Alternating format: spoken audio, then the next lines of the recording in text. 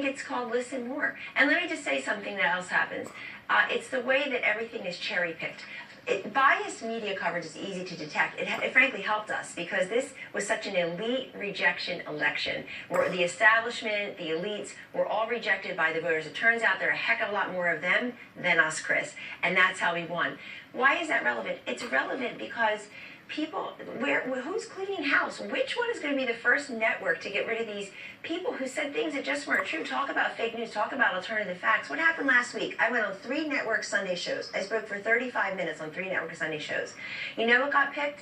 The fact that I said alternative facts, not the fact that I ripped a new one to some of those hosts for never covering the facts that matter to America's women, the 16.1 million women in poverty as we sit here, the 12.4 million women who have no health insurance. Everybody should feel outraged. The billions of dollars we have spent as a nation on public education, only to have millions of kids trapped in schools that fail them and never really promote and protect their intelligence and prepare them for the world as they all deserve. They shouldn't be restricted by the zip code where they live. They should be lifted up. This has all been a colossal failure, and nobody wants to talk about that. They want to talk about it's always zing, it's always playing gotcha. There's no question that when you look at the contributions made by the media, money contributions, they went to Hillary Clinton. We have all the headlines. People should feel embarrassed. Not one network person has been let go. Not one silly political analyst and pundit who talked smack all day long about Donald Trump has been let go. They're on panels every Sunday. They're on cable news every day. Who's the first editorial writer? Where's the first blogger that will be let go that embarrassed his or her outlets? We know all their names. I'm too polite to call them out by name, but they know who they are, and they're all wondering why I'd be the first to go.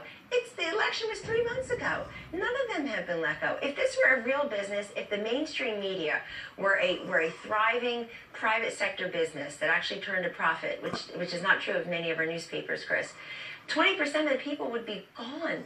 They embarrassed. They failed to protect their shareholders and their board members and their colleagues.